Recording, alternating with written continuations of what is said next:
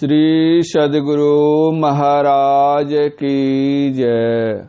पूज्यपाद महर्षि संतसेवी परमहंस जी महाराज का प्रवचन। हम लोग अभी स्व में स्थित नहीं हैं। समादरणीय सज्जनवृंद, करुणामयी माताओं तथा भक्तिमती बहनों, मैं अभी पूर्ण रूपेण स्वस्थ नहीं हूँ, अस्वस्थ हूँ, इसलिए अधिक देर तक आप लोगों का समय मैं नहीं लूंगा। और भी साधु संत महात्मागण जो आए हैं उन लोगों के प्रवचन आप लोग सुनेंगे। स्वस्थ और अस्वस्थ इन दो शब्दों का प्रयोग किया। अस्वस्थ अ मतलब नहीं, स्व मतलब अपना, अस्थ मतलब स्थित, अर्थात जो स्व में स्थित नहीं है वह अस्वस्थ है। मैं अभी स्व में स्थित नहीं हूँ, इंद्रियों के घाटों में बरत रहा हूँ, अतः अस्वस्थ हूँ। जिस दिन इंद्रियों के घाटों में सिमट कर मैं अपने में स्थित हो पाऊंगा, उस दिन अपने को स्वस्थ कहूंगा।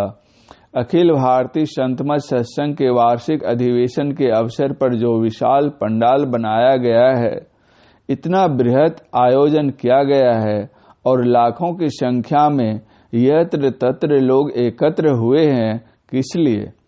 उन्हीं स्वस्थ संत जन महापुरुष के अमृतोपम वचन श्रवण करने के लिए।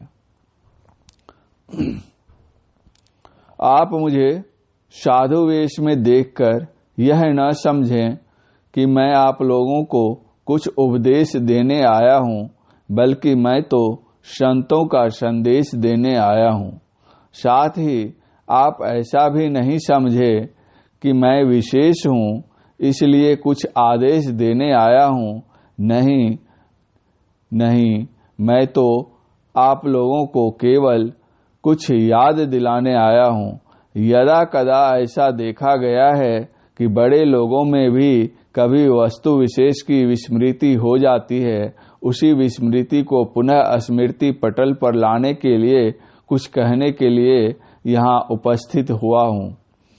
आप रामायण पढ़ते हैं, सुनते हैं, आजकल टेलीविजन पर भी रामायण का बहुत प्रचार हो रहा है।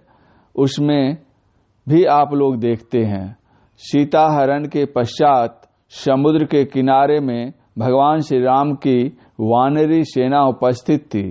सारी सेना नहीं, बल्कि वे प्रमुख व्यक्ति जो सीता जी की खोज के लिए चले थे, जैसे जामवंत, हनुमान, अंगद आदि। समुद्र के उस पार जाकर सीता जी की खोज करनी थी। जितने वीरगण थे उनके सामने यह समस्या खड़ी हुई कि 100 योजन समुद्र का लंघन करे तो कौन। किसी ने कहा मैं 10 योजन तक जा सकता हूँ, किसी ने कहा मैं 20 योजन तक जा सकता हूँ। इसी प्रकार किसी ने 40 तो किसी ने 50 योजन तक जा सकता हूँ की बात कही। सब लोग अपने अपने बलानुसार अनुमानतः समुद्र लंघन की बात कर रहे थे। अंगद ने कहा मैं तो उस पार जा सकता हूँ, लेकिन उस ओर से लौटने में संदेह है। यथा अंगद कहा जाऊं मैं पाड़ा, मन संशय कछु फिरती बारा। श्री हनुमान जी बलवान होते हुए भी चुप बैठे थे, क्योंकि वे अपने बल को भूल गए थे। जामवंत जी ने उनको शक्ति की याद दिलाई। जामवंत ने कहा कहई रीछपति सुनु हनुमाना, का चुप साधी रहेउ बलवाना। पवन तनय बल पवन समाना, बुद्धि विवेक विज्ञान निधाना। कवन सो काज कठिन जग माही, जो नहीं होई तात तुम पाही। राज काज हित तव अवतारा, सुनत ही भयो पर्वताकारा।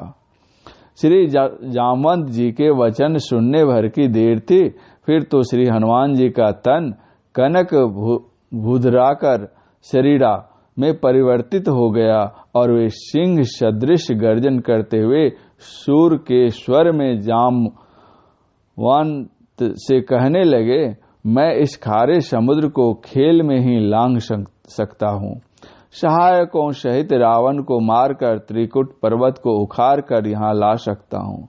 हे जामवंत, मैं तुमसे पूछता हूँ कि तुम उचित सीख देना कि मुझे क्या करना चाहिए। पुनः उन्होंने अपने संगी साथी वानर भालुओं से कहा, तब लगी मोहि परिख्यऊ भाई, सही दुख कंद मूल फल खाई। अर्थात हे भाई, जब तक मैं सीता माता जी को देखकर लौट ना आऊं तब तक मेरी प्रतीक्षा करना, चाहे कंद मूल फल जो कुछ मिले खाकर रहना। यदि कंद मूल फल नहीं मिले तो पत्ते खाकर रहना, यदि वह भी नहीं मिले तो भूखे भी रहकर दुख सहकर रहना। इतना कहकर वे श्री सीता जी की खोज करने के लिए 100 योजन समुद्र को लांघ जाते हैं। श्री सीता माता का पता लगाकर उनसे बातचीत करके लंका दहन तथा लंकापति रावण का मान मर्दन करके लौट आते हैं। सारी बातें भगवान श्री राम को सुनाते हैं। ऐसे रामदूत अतुलित बलधामा श्री हनुमान जी थे। वे भगवान के भक्त भी थे। इसके अतिरिक्त जिस समय भगवान श्री राम अधीर हो जाते थे तो हनुमान जी धैर्य बंधाते थे और भगवान के ऐन मौके पर काम आते थे। उसी तरह से हम लोग भी तो मन निग्रह के समर क्षेत्र में सम्मुख समर करने वाले यत्र तत्र से एकत्र वीरगण हैं।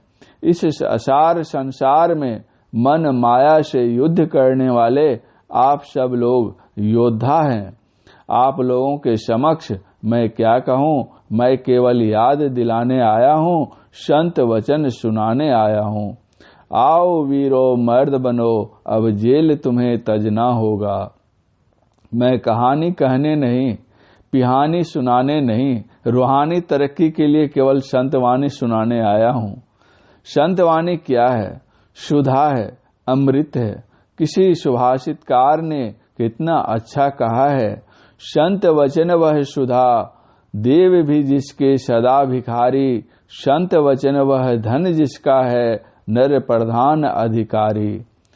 जो संत वचन रूपी पीयूष का पान करता है वह निष्पाप हो जाता है, अमर हो जाता है। मैं आप लोगों को वही अमरवाणी सुनाने आया हूँ। अमरता की ओर अग्रसर करने, अमृत तत्व का संदेश देने आया हूँ। मर्त्य से अमर बन जाता जिससे वह संजीवन रज है। संत वचन सब भव रोगों का रामवान भेषज है। और क्या? वेद शास्त्र अनुभूति तपस्या का जिसमें संचय है। संतों का वर वरद वचन वह मंगलमय निर्भय है। क्यों कर्तव्य मूढ़ नर बैठा बन चिंता वाहन। संत वचन के सुधा सिंधु में कर संतत अवगाहन। संत वचन में डुबकी लगाओ, गोता लगाओ, चमत्कार देखोगे। दूर असत से कर सतपथ की ओर ले जाने वाला और मर्त्य से हटा अमरता तक पहुंचाने वाला। तम से परे ज्योति के जग में होता जो जगमग है। सच्चिन्मय वह परम धाम का संत वचन सूची मग है। कौन बताए संतों की वाणी में कितना बल है। दासी तुम देवर्षि बन गया, दासी सुत देवर्षि बन गया, जीवन हुआ सफल है। उन्हीं संत की वाणी ने यह चमत्कार दिखलाया। दैत्य वंश में देवोपम प्रहलाद प्रकट हो आया। कितनी बार, एक दो बार नहीं, असंख्य बार संतों ने अपने ज्ञानालोक से जगत को आलोकित किया है, गिरे को उठाया है, पतित को पावन किया है।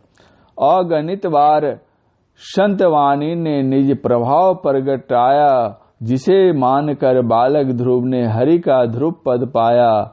एक लुटेरा था जिसने भी सुनी संत की वाणी। वाल्मीकि बन गया आदि कवि, भुवन विदित विज्ञानी। कविता की पहली पंक्ति में कवि ने बड़ी मार्मिक बात कही है। उन्होंने बताया है कि संत वचन सुधा है, सुधा यानी अमृत। वह अमृत क्या है? गोस्वामी तुलसीदास जी महाराज ने रामचरितमानस किष्किंधा कांड में कहा है, सुधा बरसी कपि भालु जियाए, हर्षि उठे सब प्रभु पहीं आए। सुधा वृष्टि भय दोह दल ऊपर, जिए भालु कपि नहीं रजनीचर। इंद्र ने अमृत वर्षा कर वानर भालुओं को जिला दिया। सब हर्षित होकर उठे और पास आए। अमृत की वर्षा दोनों ही दलों पर हुई, पर रीछ वानर ही जीवित हुए, राक्षस नहीं। इससे यह निष्कर्ष निकलता है कि जो राम के भक्त होते हैं उन्हीं को अमृत अमरता दिलाता है, और जो रजनीचर होते हैं यानी राक्षसी वृत्ति के होते हैं उनको नहीं। यह तो प्रत्यक्ष ही है कि रीछ वानरगण भगवान के भक्त थे और राक्षसगण अभक्त। अतएव यदि हमें अमृत पान करना है तो हम भी भगवान के भक्त बने। भगवान के भक्त बनकर रहेंगे तो निश्चित ही अमृत प्राप्त करेंगे, अन्यथा यदि राक्षसी वृत्ति रही तो उससे वंचित ही रहेंगे, यह भी सुनिश्चित है। दूसरी एक बात और भी, वह यह है कि भगवान श्री राम के दल के लोग कंद मूल फल भोजन करने वाले शाकाहारी सात्विक भोजी थे, और रावण दल के लोग महिष खाए अरु मदिरा पाना तामसी भोजन करने वाले थे। इस दृष्टि से भी अमृत पान के इच्छुक को सत्व गुणी भोजन करना चाहिए। रामचरितमानस के अयोध्या कांड में अमृत की चर्चा गोस्वामी जी ने इस भांति की है, सुनिए सुधा देखिए गरल, सब विधि काल कराल, जह तह काक उलुक बक, मानस सुकृत मराल। सुधा के लिए तो हम सुनते हैं, लेकिन देखते गरल है। यहाँ लाखों की संख्या में लोग उपस्थित हैं। क्या इनमें से कोई कह सकते हैं कि उन्होंने अमृत देखा है, अथवा फला आदमी ने अमृत पान कर अमरत्व प्राप्त किया है? मैं समझता हूं कि कोई नहीं कह सकेंगे। यदि मैं पूछ दूं, क्या आप में से किसी ने विष देखा है अथवा किसी ने विष पान किया और मर गया, इसकी जानकारी है? तो मैं समझता हूं इसके उत्तर में हाँ कहने के लिए हजारों लोग खड़े हो जाएंगे। इसलिए गोस्वामी तुलसीदास जी महाराज ने कहा, सुनिए सुधा लेकिन देखिए गरल।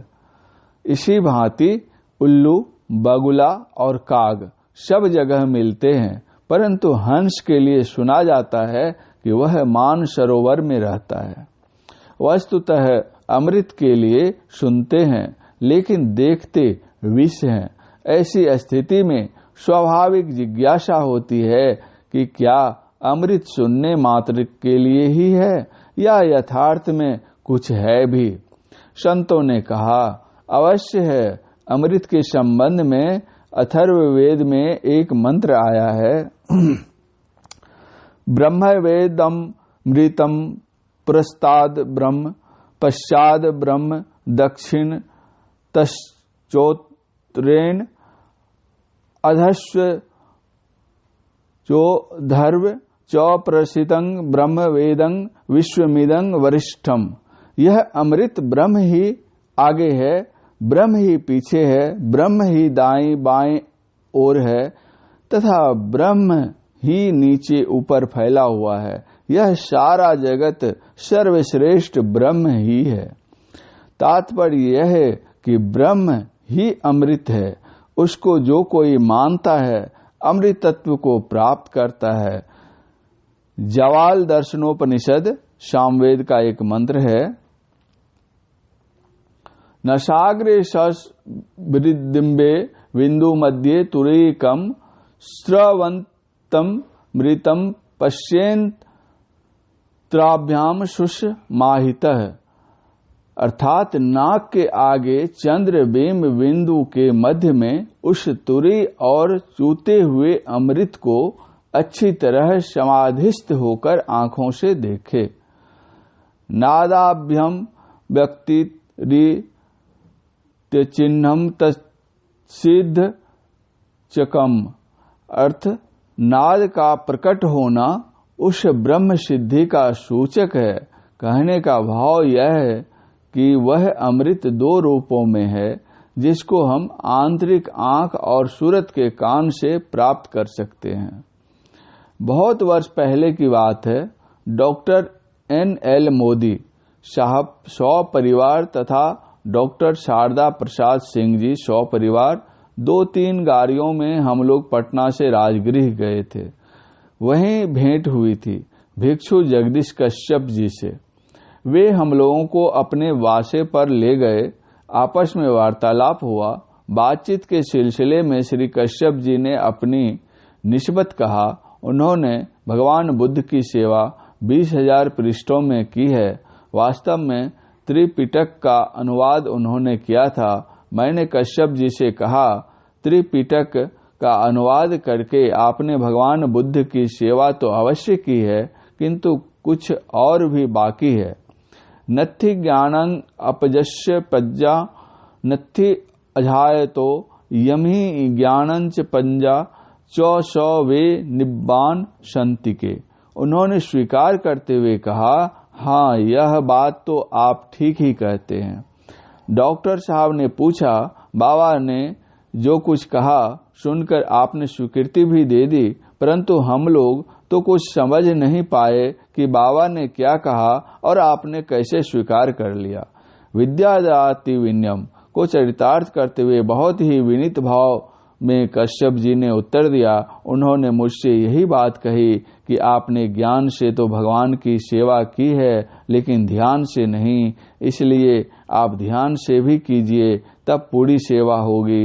इतना कहकर वे चुप हो गए। तत्पश्चात मैंने पूछा, बौद्ध पंथ में एकांगी और उभयांगी 2 तरह के समाधियों का उल्लेख मिलता है। एकांगी समाधि में दिव्य दर्शन होते हैं, दिव्य श्रवण नहीं, और उभयांगी समाधि में दिव्य दर्शन और दिव्य श्रवण दोनों होते हैं। कहिए यह क्या बात है? उन्होंने पूछा, आपने कहाँ पढ़ा? मैंने कहा, आपने जो त्रिपिटक का अनुवाद किया है उसी पुस्तक में। उन्होंने कहा, स्मरण नहीं आ रहा है। मैंने जिज्ञासा की, अच्छा, ये दोनों प्रकार की समाधियां क्या हैं तथा कैसे होती हैं? इसके उत्तर में वे मौन रहे। वास्तविक बात यह है कि जब कोई दृष्टि साधन की साधना करते हैं तो उनको दिव्य दर्शन होते हैं, और जब कोई नादानुसंधान की क्रिया करते हैं तो दिव्य दर्शन और दिव्य श्रवण दोनों के ज्ञाता होते हैं। इस प्रवचन का शेष दूसरा अंतिम भाग अगले प्रवचन पाठ में। परम पूज्य महर्षि संतसेवी परमहंस जी महाराज का यह प्रवचन अखिल भारतीय संतमत सत्संग के 77वें वार्षिक महाधिवेशन दिनांक 5/2/1988 ईस्वी को मनियारपुर में हुआ था। श्री सद्गुरु महाराज की जय।